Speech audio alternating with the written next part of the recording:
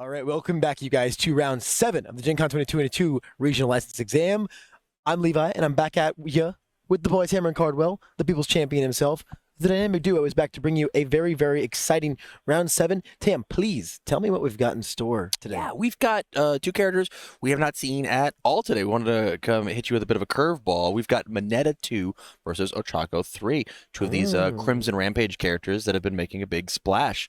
Mineta 2 having been the menace of the format, and Ochaco 3 having been a very fun deck to play. Very, very fun. I've kind of seen her sung as like an underdog of the format. I think she's actually a pretty legit deck. I've seen some really good pilots do some pretty cool stuff with her. And then despite, Mineta not exactly rising up to the menace he was touted to be, I think is also still a very, very strong deck. Still one of the very powerful contenders, especially when it comes to his individual matchups and how he shuts certain key things in the meta down. For sure. Yeah. How much of that is going to apply here? That's yet to see. Either way, I think it's going to be a very interesting matchup that I cannot wait to get right into. So we've got Chris having won the die roll, getting to go first, playing out one of the strongest pieces with sticky balls out of the original Mineta 1 set. Of course, the power of sticky balls just cannot be underestimated. Absolutely, absolutely. But we have a huge card coming down the Sports Festival Stadium on Ochaco's side, meaning that the first block that happens on every turn is going to be just a little bit weaker on Mineta's side. And every move that I hit Mineta with is going to be a little bit stronger. Yeah, 100%. Very, very interesting piece of tech there. We can now see it's definitely an Air Ochaco deck. Not the greatest builds in the world. Building 3, one of them being an asset. Never a fantastic time. I'm personally not a big fan of building assets super early on, but when it's all you got, it's all you got, right? For sure. And Ochaco gets to get around that a little bit if Mineta decides to, play an attack. We get a partial block. We get to, get that +1 to our check and our cycle draw. So like there's definitely we still have some good defensive pieces. Absolutely, yeah. I mean, Mineta just coming right out the gate here. I mean, you're begging to play a move here. Eat one of your opponent's 2 foundations. Right. Very, very, very oppressive state. You can go ahead and put them in. Looks like we're catching up with a specialized with a specialist of sound. Oh no, one. Really? So we just opted. Interesting. We opted not to specialist of sound there, rather than let it get stunned away. I think the big thing is just like lack of foresight. I forgot the build could happen. I forgot this card had stun. Sure, of course, so, yeah. You're allowed to get hit with it the first time, right? Right. Second or third time, then it's Cody's fault. Right. Unfortunately, it's coming back in the butt to bite us. Trying to block with our specialized sound waves, checking our other specialized sound waves, not being able to pass it. So eating a nice chunk of damage right to the face, and then Mineta getting a really, really solid build in. Putting Cody in a really, really hard position here where he really needs to find himself some foundations and get a good build going. He's staring down, his 1 to Chris's 5. Not a fantastic spot you want to be in, especially against a character that debuilds you constantly. Agreed. But it looks like all we can find as Cody are attacks here. Right. So, but I mean, the second we attack, we're going down to 0 foundations. Or 0 relevant foundations anyway. Correct. And 1 in card pool is going to make playing any move past the first one really tough. So it's a very tough spot to be in Cody's shoes at the moment. Luck of the draw is not in his favor. As well as there's still a Grip Rush currently in the card pool, but I'm assuming it's supposed to be in the moment. Yeah. It's gonna make its way out of here in the very near future, I'm sure. Yeah. This is going to be added to the card pool, build 1 down, and the worst part about that is the fact that it's going to shove a foundation up in the card pool. Mm-hmm. Not necessarily the debuild, but the fact that we've got a double jab pummel means that we don't get the combo to extend and leverage the fact that we don't have foundations. 100%. I'm sure Cody would love a discard 2, draw 2 right now. Try and find himself some more foundations and get a solid staging area going. That build 2 on turn 1 against Mineta 2 is a really, really hard spot to be in. Correct. So, ice gliding can come down. Honestly, he could even flip sticky balls here to make building even more impossible.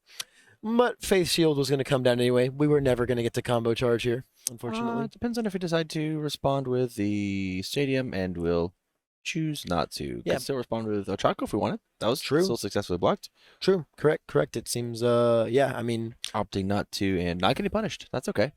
Yeah. On a 4, checks a main board to concentrate. Right, yeah. I mean, at the end of the day, though, still, getting punished to some extent, right? We would have loved to have had our jolt of momentum for defensive purposes, and then also to pick up with our character, right? Correct. Ochaco 3 without momentum is a fairly blank character, all things Right. considered, right? The rest of the character is designed to help get you cars into your momentum. And so without any of that going, it's really hard to find any footing, and have relevant text. So So we got a tongue whip coming in, which we saw showcased a lot in our last game. whole lot of tongue whips, Yeah. whole lot of tongue whips coming down each and every game that Suyu participates in. But this time it's Mineta throwing it down, and I mean immediately stuffing 2 is going to make most of Chris's moves really, really tough to block. And more importantly, it's just debuilding Cody even further. Yeah, and it gets the bonus hidden effect of Sports Festival Stadium, where it's getting the +2 speed because of the 2 cars in the carpool. And it's getting a bonus damage because we're celebrating. Yeah. Again, the power and relevance of a card like Sports Festival Stadium, unfortunately, on the opponent's side of it, and Right. not the user themselves. Chris taking just full advantage of his position, leveraging how dominating his character can be, right? When the opponent is really, really behind on resources, continuing to press his advantage. And I fear that by the time Cody puts together a relevant staging area, he'll simply be too far behind in the game state to really swing things back into his favor. Correct. Yeah, I mean we're starting off our turn 3 with the same number of resources we had on turn 1, right? Yeah, and we're about to have even less in the grand scheme of things. Correct. Again, we're going to be losing irrelevant foundation here to grab a face down one, and now it's just even harder for us to put more foundations on the board. If this block doesn't give us some kind of leverage, we're flipping things to make our next attack stronger. It's Yeah. interesting. If blocked, more speed, right? And then increasing our check. Mm-hmm. Absolutely correct. Combine that with but another face the shield. second face shield coming block, second face shield block coming down is really, really unfortunate for Cody. We are just not allowed to have any momentum of any kind. Again, interesting that we're not responding with our Sports Festival Stadium to be getting rid of these faith shield blocks and making sure our damage gets through. Might just be a lack of knowledge, and that's okay. I mean, the point of us Absolutely could be, recording these videos is to help everybody at home and help Cody whenever he comes back and he sees it. But opting to play the specialized sound waves to get a bonus draw, Yeah, a little faster. Let's hit for 3. Let's get this party rolling. 3 + 1, 4. The stadium. Yeah, it's definitely about time to for Cody to be generating some momentum. I really want to see him get to utilize a little bit more of his character's text going forward. And so we are going to get some on because we're definitely coming in for the off zone block here. Unfortunately, it's coming alongside a breaker too, which is going to make playing a foundation here pretty tough. Absolutely. Unless we utilize I think we are our Sports just Festival Stadium. want to slam. Oh. He says the breaker is gone. It is worth it. No breaker two. I'm not interested. I think so. What's happening here is Cody has been told, "Yo, this card beats breaker," Right. as opposed to this card beats any card that responds on block. Right. Yeah, it's possible he's just not privy to that information, which is unfortunate. But this is a highly competitive arena and environment. Telling him is a big no-no. So it's Chris. Yeah, for sure. It's Chris now going into his turn with once again a much healthier stage, right, than his opponent. And the second he plays a move here, it's only going to get more and more oppressive, right? So the combat phase beginning, we're going to go ahead and pick up our specialized sound waves. Very nice. We now got our mid block that draws us 1 on block. However, I don't know how much blocking we'll be performing. We're packing a whole 1 foundation at the moment, right? Right. Currently 2, but as soon as this eat my sticky balls comes into play, it's just gonna make a card leave. Right. Yeah. It's kind of Chris's game to lose. All the crazy tempo that we have available to us. I mean, poke build pass has been working literally every single time. Cody going into Chris's turn with 5 cards in hand, not really leveraging the idea of like you gotta build them to play them, right? 100%. Yeah, and unfortunately, like the value Mineta has been gaining this entire game is crazy. Each player having attacked each turn so far this game, Mineta has debuilt 2 every cycle, an insane level of value, and we haven't even tapped into our 2 momentum, 2 bonus draws. Again, there's just so much further for Mineta to go here, and just again continue to press the advantage onto Cody. Yo, Frigid Heatwave. I love this card of Mineta. I think Absolutely. this is one of the main reasons to play the water symbol. The biggest detriment that Mineta has is the fact that he's just a 5-hand size character, right? Correct. He just misses his attack cards. With Frigid Heatwave getting to draw that +2 and be incredibly fast and sometimes hit incredibly hard. Just feels all around good. Very, very, very strong piece of it. Mineta is a 5-hander. Eventually, he becomes not much of a true 5-hander. But until you do actually start slinging moves and landing damage on your opponent, he is very, very, very much a strict 5-hander. So having something like Frigid Heatwave to kind of cushion out the early mid game struggles of finding cards in Meta 2 is a very, very nice piece. It's also just a big scary damage move. Agreed. So Ochaco going down to 5. I mean, that's one 4 damage move connecting in order to Right. clear it out, just because of how Sports Festival Stadium works. But opting to build 2 pass. I mean, there's no real reason for Chris to put himself into any sort of precarious situation. We've got 3 momentum. That's 3 more cards in hand on our defense. Yep. Putting 3 attacks to 0 speed, and Cody's about to have 1 foundation and a card in his card pool. Yeah, I mean, Cody just has to build here, but unfortunately, that is not the route that it looks like our hand is taking us to. We are very much going to see Mineta just, continue to, again, press this advantage, putting cards in the card pool, taking them down, again, instantly replenishing his stage, but just making it so much harder for Cody to continue playing the game with constant +1 progressive difficulty anytime he tries to establish any kind of presence. Yeah, this is going pretty poorly for everything Cody's got going on. Yeah, Um, it's unfortunate. Chris is definitely imagine getting to play the game how he wants to in imagine the this third face situation. shield though. That would be insane. That would be insane. I mean, you gotta give a little eventually, right? Right. Going with a specialized and swinging. You gotta draw that bonus card. I mean, we picked it up, right? No reason for us not to have it. Yeah, Cody going in to slam the specialized sound waves. Chris very undeterred, not particularly concerned about it. Very much glad to see your opponent just continuing to swing moves at you. Pretty much guaranteeing staying on 1 foundation, going to 2 foundations, even going to 3. Come on, Pretty. go one more. Rough, I wanted to see it. I wanted to see it, man. This is, I mean, if we draw any sort of heat, this is probably the last turn of this game. At the Yeah. moment. Yeah, I mean, after Mineta enhance, we can flip sticky balls. We found a frog lashing. Everything's feeling very, very unblockable once we get moves in our card pool. Yep, the frog lashing's gonna come down, and We'll say. I mean, we get a chance to respond to the thing. We do. Minus We do. minus We your do speed. it. So we got 1 block coming in, Mm-hmm. and I'm pretty sure we've got an earphone jack inside of our hand. Yep, we certainly do. At the same time, though, the sticky balls is gonna come down. Yeah, it's gonna stuff 1 card in there. Top card of discard pile. Discard pile. Yeah, sticky balls is definitely the top card of the discard pile. When you've got stuff like tongue whip, which is the top card of the deck, and sticky balls, which is top card discard pile, all in the same deck, it can get a little confusing sometimes. At this point, I'm not sure it necessarily matters. I think it's probably going to be game over either way. I believe you're correct. I think the difference is probably fairly negligible, all things considered. Frog lashing is going to ready something.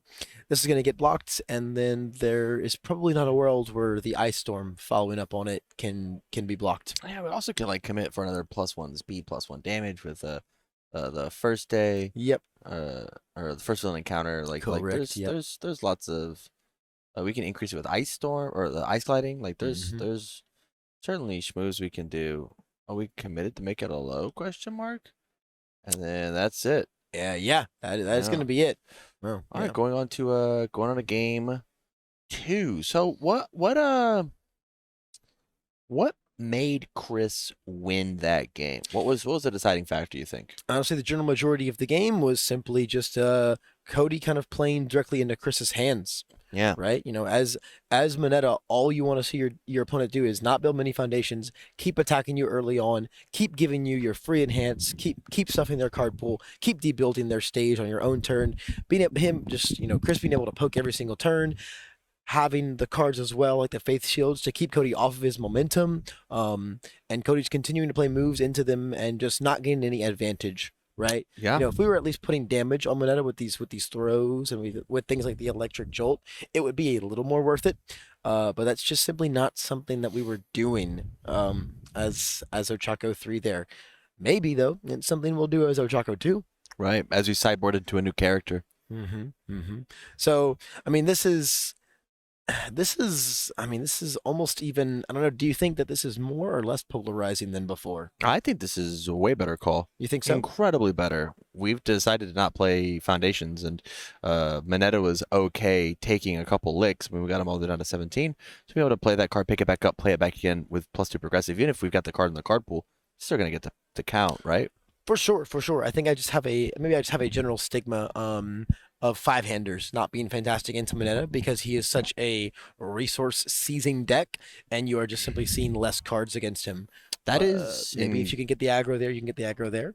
That's true, but the big thing to think about is the fact that we weren't really playing with foundations anyways. So this is true. We weren't leveraging the fact that we were a 6-hander versus a 5-hander anyways. This is very true, but at the same time, if we continue to play without foundations, game 2 will probably not look much different than game 1, unfortunately for Cody. Yeah, we just gotta believe. I do. We just gotta believe. We gotta get in there. Yep. Play Stadium, turn one again. I'm in. Ready, First card. Yep. I'm ready to believe, man. You played in those provisionals. You were in that card. Play it. I did. I earned quite a few of those cards. It was pretty awesome. Nice. It was very, very exciting. So, as far as Chris is concerned here, I think he's just going to more or less follow his same game plan. Mineta has a very, very consistent plan of what he wants to do, and he's pretty consistent himself at doing it as well. It's not really that much that can slip him up within the air symbol. I think it's just going to be a matter of, can Cody find foundations early on and get them onto the board? I love it. Maybe not foundations. Nostradamus of the game, baby. Yeah, just some more sports festival stadiums. More stadiums. You'd love to see it. The real Lex Luthor angle. It's about real estate, Oh yeah, Yeah. absolutely, yeah. I mean, as two people sitting inside of a giant stadium right now, Right. I can understand the appeal. Makes sense. Things are pretty cool, man. It's thematic. Yeah, I cannot tell a lie. Although this is the most foundations Cody's had on board All the game. entire match. Yep. And so, I mean, we already have a leagues of improvement. Absolutely. And of course, going first is going to be a help as well. Always just a tad bit better than the alternative. Chris definitely putting some very, very meaningful foundations onto his stage here. 3 very, very, very powerful ones. Definitely going for some quality builds on this one. Yeah, this is high impact. Gonna play it on the 5. Ooh, checks a 3. Checks a very, very unfortunate 3. It's now matched up with Cody in foundations. So how much would you like to see Cody not throw a poke here and simply build? Well, that's impossible. That's Clearly. not a thing to. Evidently. Yeah, Absolutely. see orange, play orange. See orange, play we are orange. opening up with our double jab pummel as well. Unfortunately, although we are flipping destined and grabbing a grabbing a 1.3 million. That feels great. Yeah, That feels really good actually. Doing it before Chris can jam one in as well, so we can make sure we jam in our face down foundation. I like it a lot. At the same time, though, it's a bit of a sad double jab pummel, huh? Not exactly doing a whole lot at the moment. Yeah, I mean it's threatening 5 damage, 6 damage, lifts back up, play back down. It could draw us a card if we opt to respond, but I think it would take a little bit of thinking. Absolutely. Yeah. So the between face shield. games 1 and game 2 of like, why did I not get the game? Right. So we have the second double jab. Naturally, generally when you open with a double jab, you have the second. Right. But there was also sadly never a world where we were going to be able to combo that double jab because Mineta was absolutely stuffing our card pool. No questions asked about it. Okay, this is looking good. I mean, We've got -3. This is gonna be another -4th damage, I believe. Yeah, +2 speed, -1 damage. So this is gonna hit for 1 plus 1 more for stadium, and then we get to lift this back up, and we get to play indiscriminate shot on the 7 with +2 to our check. Right? This is Like, true. this is gonna be a pretty big play. Pick up, and then Yep, Ochaco picking it up, slam down the 1 check. point. Oh no! And then I'll redo that. Yep, on a 6, checking a 4. 4. So we'd have to commit our whole stage. Not exactly the most attractive prospect. I think you have to do, right? Like, I agree. You gotta play it just so that you can play at least one more foundation whenever we get done. Yeah. Oh yeah, 100%. It's just unfortunate. Yeah. It's just unfortunate. And you have to try and get as much damage as you can on Mineta while you have him in a vulnerable spot, because it's only going to get harder and harder to do that as the game progresses. All right, 10 damage, a little less than 10 damage done this turn. And a momentum has been gathered. Checks and builds 1 foundation, then passes. This is going to mean that we're going to go into Cody's turn with that same number of foundations, as long as Mineta can find a poke. Yeah, absolutely. We'll see what Chris comes up with. So we're keeping our card. Have to assume it's an attack then. Oh, we've got quite a few attacks in our hand as Mineta here. Our hands are starting to look like Cody's at the beginning of game 1. Right. Not looking to be in the greatest position to do any building, but that's okay. As long as we just continue to not check attacks, it's going to be a very, very fruitful turn. Yeah, absolutely. For Mineta. Kid with a big stun 1 and building 1 up. Yeah, there's man, the amount of control that this little great boy has is baffling, really. It is very surprising. He is certainly. We're seeing the reason why everyone thought the character was so strong back when he first came out. Because before we truly learned how to not play into him, we just saw games like this nonstop where he felt very, very domineering and very, very oppressive. Right. Right. Now, of course, a greater portion of the community has kind of learned to play against him, adapted to a lot of his tactics. He's still certainly one of those characters that if you are not extremely familiar with how to play against Mineta 2, he is going to feel like the strongest character in the game. Yeah, for sure. He definitely tosses a ton of some would say negative play experience, because like he plays such a unique game, and you have to play a really unique game into him. Yeah, it certainly can be a rather unenjoyable time, all things considered. Not for you, Tim. I know you love carpool stuffing. Absolutely, it's my favorite mechanic in the whole wide game. Favorite mechanic. I actually told us Barrett literally last round. You know, I'm gonna be negative for a second. I hate carpool stuffing. As we're seeing double tongue whips come down. Okay, I understand. I hate the ignorance of progressive difficulty. I get it. Makes me mad. Pisses me off. It is cheating. Yep, that's why I play Stain. I tell people they check zeros because it piss me off. Yeah. Yeah, I'm just out here trying to find the true heroes, you know? It's a hard knocks life. It's hard for a pimp out here. So, looks like Cody is going to come around on his turn now. Hopefully trying to put some influential damage on the board, or at least progress his game state in a handful of ways. But again, it's going to be hard to do that running into Chris and Mineta 2's Enhance. Another essentially blank double jab pummel. Yep, very checking blank pour double on it. Jab pummel, unfortunately. Yeah, even if we got the second one, again, we know Mineta is stuffing us the second he gets the chance to, so there is sadly not a world, really, where we're going to get to be doing any kind of combo enhancing anytime soon. Right. So I guess this is a fair thing to open up with. I mean, it's as good now as it is good as the second attack. I will say, though, it is okay for Cody to just taken a turn off and built. That's an okay thing to do. Like, you don't have to play attacks every single chance that you get. Like, exactly. Yeah. I mean, 100%. You know, as much as like it might feel a little bad because it feels like you're not progressing your game state if your attacks aren't dealing meaningful damage, or if they're preventing you from setting up a staging area that eventually leads you to winning the game, you're not actually progressing your game state in a meaningful way. Right. So, I mean, we did land damage though, and Ochaco 2 is going to get to do her thing. But at the same time, our card pool is now very, very stuffed, and I feel like we really need to take the opportunity to just try and put some foundations onto our stage. If he didn't have the block the first time, he doesn't have the block the second time. And then even if we check a 3 there, it passes. So like, we lost last game and we didn't have quite the attack package to do it off of our low foundations. And like, I mean, Ochaco 2's coming in clutch of the idea of like, I don't need a big stage to play the game as long as I can find these, 5-6 damage pokes. I'm just gonna make it happen. Yeah, I mean, well, yeah, 100%, absolutely. At the same time, though, it's just a matter of, well, as much as we played this attack, now it's in our card pool, and Ready for 5? now it's in our card pool, and now there's another attack in our card pool, and it's going to be very hard to build foundations after that. And then Mineta build comes back around, and I think we're just seeing the result of maybe not having a lot of experience playing against the character. Right. Because Mineta is just not a character. It's a lot like Shigaraki that we saw earlier today.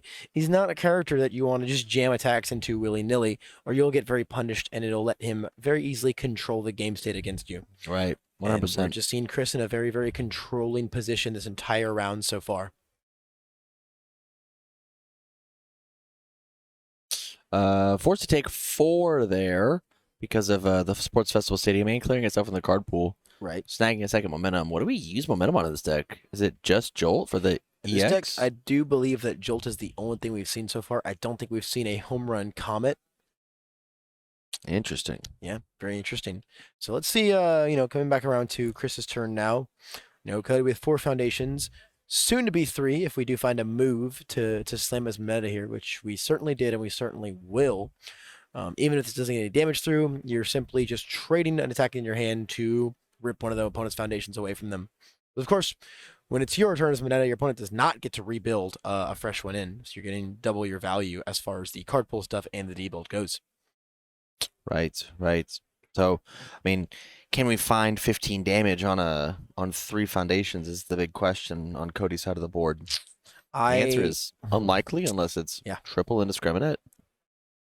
Which at the same time, we have to understand that those are almost all going to be 0 speed indiscriminates. So as long as Chris is holding his block zones or drawing them correctly, it's going to be very hard to get damage on Chris from here on out. Yeah, have we seen Chris use Mineta's enhance yet? To discard a momentum, we have not seen that yet. Yeah. It was never very necessary in game 1, and it has not come up yet in game 2. We were mostly throwing throws in game 1 and jolts, so not exactly the things that are threatening the speed department. Right. That makes a lot of sense. Looks like a big commit out to stop this tongue whip from happening. For sure. If we had a second tongue whip, it would be very juicy. Pretty good. But at the same time, a sticky balls and wall cling build is pretty juicy in its own right. And once again, as Mineta, we are debuilding the opponent's stage by playing more and more moves. Once again, pressuring Cody to be in a position where do I try and put damage on, or do I just finally establish a very solid and consistent staging area?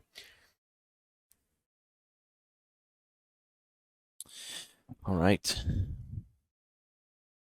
So we are finally taking a turn off from swinging and is simply building some foundations and establishing something here. I don't think we have any attacks in our hand, which is probably fortunate for the time being, because really at the moment we just want good options as far as foundations that can come down. But Chris going to continue his aggression here, continue his debuild here, throwing down a grasping tape toss, which is of course going to guarantee damage unless we use our tech confused piece and get rid of the throw on it. Absolutely. I mean, an option. We're just gonna have to see if we can see it. I will say though, we do have a surprising amount of foundations because these requesting assistance that we have available to us. We had the momentum to pay the cost or to unlock the ability to use the enhance. Of if I check a little poor, I get to ready it back up. Absolutely, it's certainly a little bit of a deceptive staging area at this point in time, especially with the release down there as well. There it is. Yep, there goes the stun one comes in. We're going to immediately re-ready it with our requesting and probably posture a block here so we don't take our full damage, only our half damage. Makes sense to me. Go for the block. We do the specialized. We could take a little peek. Oh, we take a Oh, it's a peeksies. 3. It is a 3. It's a 3. It's a very, very unfortunate 3 on top. Honestly, not even a very good 3. I think we'd be down to throw another block. Even if the block fails, get rid of that card. It's only doing what, 3, maybe 4 damage with the sports festival. Yeah, unless we've got something really, really relevant momentum wise, I don't think that it's going to have a lot of impact on this coming turn. That makes sense. Especially when we, as Mineta, know our opponent is getting that, we're like never taking the first attack. All right. Unless, of course, we don't have the proper zones to prevent it from dealing a half damage. Makes sense. But at the same time, with a wall cling and a self-assured on board, I don't think it's going to be the case for quite a while. Agreed. Especially when Mineta is sitting there ready to draw us cards after cards after cards. Yeah, we've kind of hit the pinnacle or the we've made this mountain as big as possible for Ochaco 2 to get around. Like normally, like the biggest thing she can't do is just fight big staging areas, and she definitely can't fight Mineta's big staging areas. They're very, very stressful. Yeah, by no means is that a situation she wants to be in.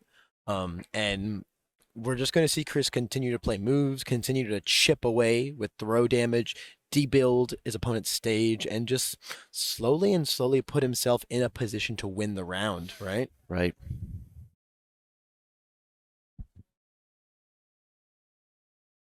You know, we've got so many powerful defensive pieces on our board right now that it's really hard to imagine giving Cody an opening to really come in anytime soon. All right. The question is, are we gonna opt to make this attack speed a little slower to increase the damage, make it a throw, guarantee this? Oh, our opponent's just gonna do it for us. Yeah, yeah. I Oh, mean, how we polite. have things like ice gliding on board to do it ourselves, so it was going to happen regardless. Cody just wants to be able to ensure his block, even if it means taking half damage. That does make sense.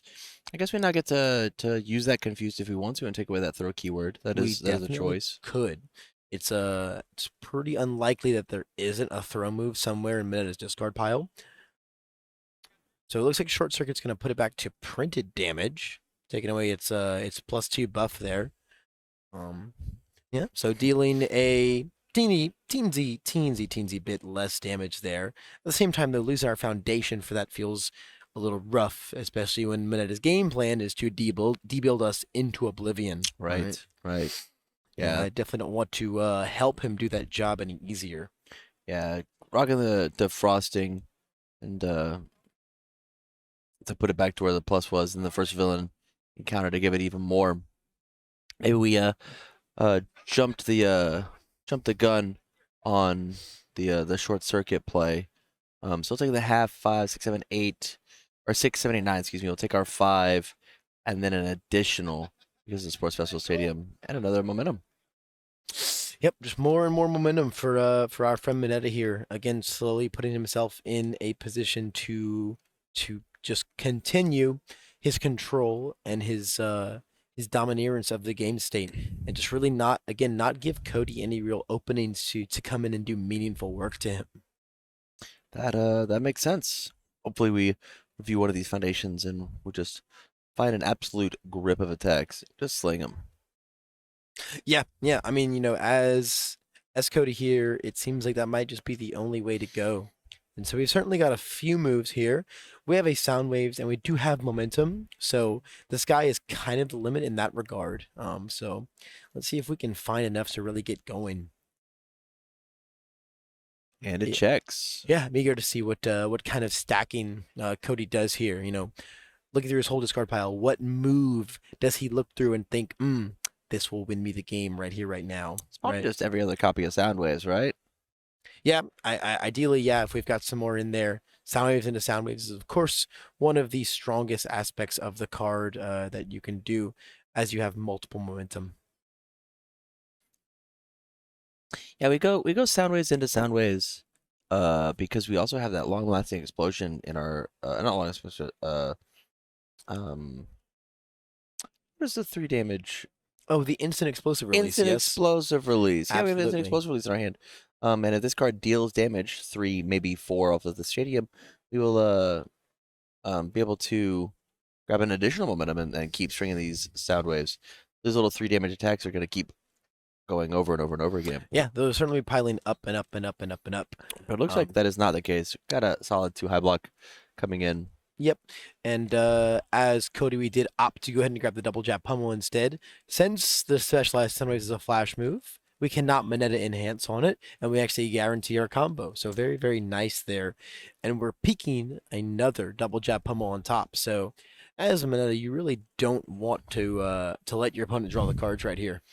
Yeah, for Unless you sure. want to give them another double jab pummel to deal with. Well, that card got built, so. It did get built. Double jab pummel is very, very built now. Wah, wah. Much to Cody's dismay, I'm sure.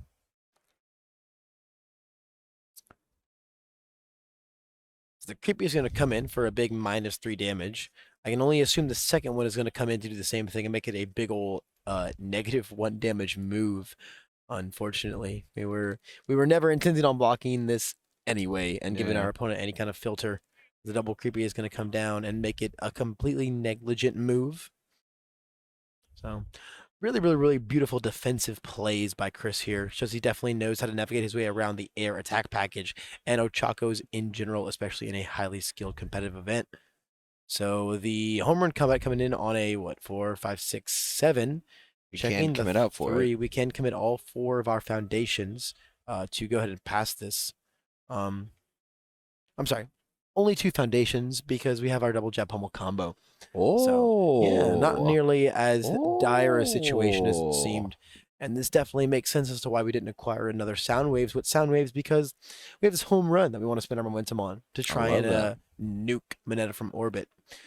However, as long as we've got a high block chilling in our hands, it's going to be very, very easy to stop this move once it becomes 0 speed due to Mineta's enhance. True. That's very true. It's interesting. We have to wait for the timing on the sticky balls to either add the card in or it's a charge and it could give +1 to our powerful. It might be enough to accidentally get us.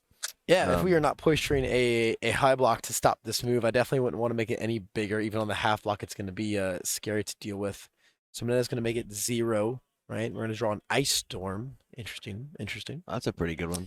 That is certainly not a bad one to have, especially against air decks. There's a lot of mid attacks that they're quite fond of. Right. And they're all really, really, really strong flow cards. But when you're flowing into Breaker 2, it's not nearly as strong. Right. I don't know if we. I mean, if we block this with a mid, right, we steal the momentum. We pick it up, it'd be +2 in my check, but then -2 in my check, so it's on a 7. I check a 5. Right. I commit my 2 face downs. Oh, excuse me? So it looks like we've gone ahead and used the stadium to discard the block and draw a card. We just need to go ahead and get the tape out of the card pool now. But definitely Cody digging here, right? He's definitely digging for something. But Did we flip over a tape in order to Yes, we did. Okay. Mhm. That is what I missed. Yeah. The home run comment will be dealing a whole lot of no damage to us right there. And we didn't even bother blocking with our Breaker 2 Ice Storm because we were pretty sure Cody was done playing cards anyway, I have to imagine. And also Ice Storm is a move we can hold to make this turn much, much more potent. Agreed. You know, we are going in with our opponent having 2 foundations up with +1 D-build progressive difficulty already rocking. Everything from Mineta is going to be just fairly unblockable here if we can draw some attacks. And attacks we have drawn, Grasping Tape Toss and Frog Lashing are going to be more than enough to clinch it, especially if the Ice Storm needs to come in. It will do a great job of taking care of things as well. Yeah, this is pretty important. Grasping Tape Toss might actually be able to do most of the stats of this the rest of the 9 by itself. Once again, that should have been the top card of the discard pile, but I'm not. Oh! We did it, We boys. fixed it. We Hey, did it. love that! Love that! Love that!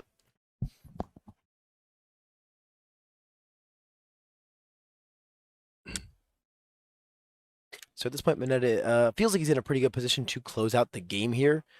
If any of these moves hit, it's going to be very, very easy for Grasping Tape Toss with a bunch of damage pumped from creepies to just close out things no matter what. Right. Right? Double creepy is one heck of a card set combination, especially with things like defrosting and ice sliding, giving it speed as well. Yeah, I'm pretty sure that if we just like even if we check all threes on our kill turn, like it's just going to still just be enough, right? Like we got 3 Absolutely. momentum with a powerful 3. Don't have to spend all of it, right? We can keep some momentum for the defense if we wish. Yeah, you certainly can. You certainly can. But, it kind of seems like, okay, so we're committing self-assured, I'm guessing, to make it some kind of a zone. So low. Possibly make 4, it, 5, make it a low. 6. Picks a 2, 3, 4, 5.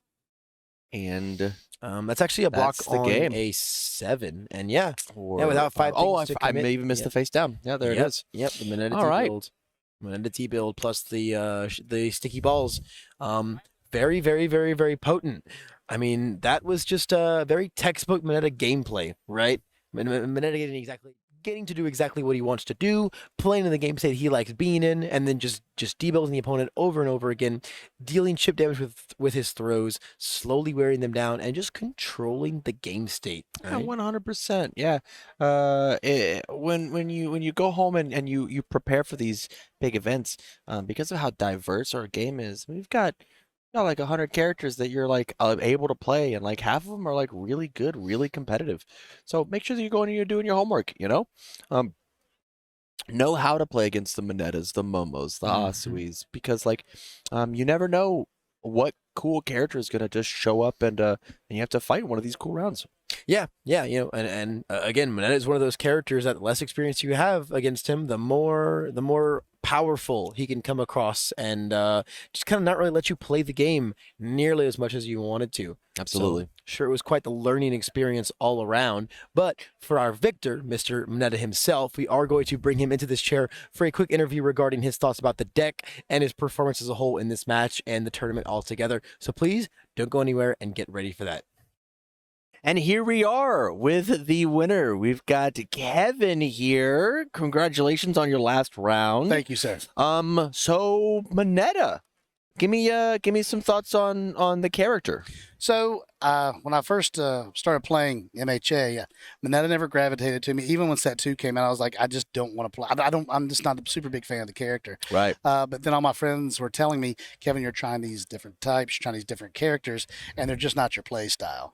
Had a good friend of mine, Mr. Ty from Ty's House of Cards, he said, if you're a control player, why are you not playing control? Right. So he said, and I was like, okay, well, the only one I really know of is Mineta. He goes, so why aren't you playing it? It's like, because I want to play Eraser. He goes, you're not there yet. Eraser takes some piloting. It takes some finesse. You got to know what's going on. Yeah. But I said, okay, well, fine. So I gave it a try, and then it started, again, you can kind of see it started gravitating, the control side of it, the hold-up side of it. So, yes, while I'm not a super big fan of the character in the show, the actual play style of that my hero character for the card game fits me to a T. I love it. I absolutely love it. What a great reason. As you're feeling comfortable in the game and you're getting the mechanics down, I kind of suggest why not switch to like a Death Mineta and sideboard Eraserhead. Start to get some reps in on the symbol, and we can slowly transition you into the character that you want to play. Yeah, right? absolutely. Well, again, it's more of a. It's more of like, since you're newer and you're trying to go to tournaments and try to do this, the Eraserhead is just knowing when, like, if you make a small mistake, that means your match. It's over. Mineta has a little give room in there, has a little graceful. I mean, if you're stuffing the card pool, they have to pass the check or they don't. Right. But definitely, I've just saw the cards coming out of the weekend. Evil looks fantastic. It looks like they've got some good toys coming up. Yeah. So we're looking at some of that, maybe an Evil Mineta at some point. So that could be a thing. That's exciting. But I have to tell you, though, all the cards have come out for Eraser over the past couple of weeks. Absolutely fantastic. So it draws my heart to go back home. Of course. So tell me a little bit about the match. How did you feel going in versus Ochaco 2? Were you confident? Were you unconfident? Well, the What's first your one thought process? he started off, I believe he started off with Ochaco 3. Correct. Ochaco And 3 into 2. and I'd never, ever, not even, I had to read it 2 or 3 times, like, yeah, I don't see that one very much. Oh. And then that one, when he switched over to Chaco 2, I was like, okay, here we go. I was ready for everything. I've seen a Chaco 2 just kind of blow up and kind of do big things in very small amounts of time, almost Tokiyami style, just big damage over and over again, and just being able to replay those attacks over. I was like, okay, so I guess he gets +2 to the check, so I just got to stuff that card pool as much as I can to make that check a problem. Right. That makes total sense. Makes total sense. Well, I think you played the game expertly. Good poke, build, pass, hold, great foundations, playing out the relevant ones. How's your experience with the rest of the event been? Like we got one more round to go. What's your thought on the health of the meta and so on and so forth? Well, the thing is, I see so much more diversity than in the first game. Obviously, that's going to come with more expansions and more sets and more seasons come out, and more DLCs. So that's fantastic. I'm starting to see a wide array of things I didn't see in the beginning. I was a little questionable at first, but now I'm seeing all the people winning with different things. So it's got to be something right in the recipe if it keeps everything going. That's totally fair. So today, though, I guess my biggest getting used to, if you will, is there's a lot of call to times, because if you're playing Kirishima versus Mineta, that's going to be a time thing. It's a you're grinder. You're right to time, so you got to go. And then I actually had my first time. Don't even ask me what I think of it. I never played a Mineta versus Mineta game. And I played against a gentleman who's been playing since the beginning. So naturally, I had to answer the call there and do the best I could. He unfortunately did best me, but did get quite a few draws. But we're trying to, like I said, we're trying to win out. So we have a good record right now. So we're extremely happy with it. I love it. Every game's a stepping stone, right? Absolutely. Win, 100%. lose, draw. It's all getting closer and closer and better and better. Absolutely. Well, Kevin, thank you much for being on, man. Are there any shout outs you want to give before we cut it? Well, I got to give it out to obviously I got Universes Academy in Anderson, South Carolina. Guys represent, and then Ty's House of Cards. My guy, he's definitely definitely blazing a trail with all the nice content creation, other things he's doing. Like yourself, content creators just do so much for this game. You have no idea how much it brings out people to more events. Every event's going to get more and more people just because you guys are attracting the people. So thank you very much for all that you do. Thank you, man. We're sitting in our basements just talking to a camera. It's you guys that give us the inspiration to do so. So it definitely goes both ways. So Absolutely. thank you. But I appreciate it. Yeah. So with that, thank you. Congratulations again, Kevin, Thank you. for the win. I'm excited to see where you land in your last round. And with that, we're gonna go ahead and cut it for this one. We'll see you in the next round of the regional.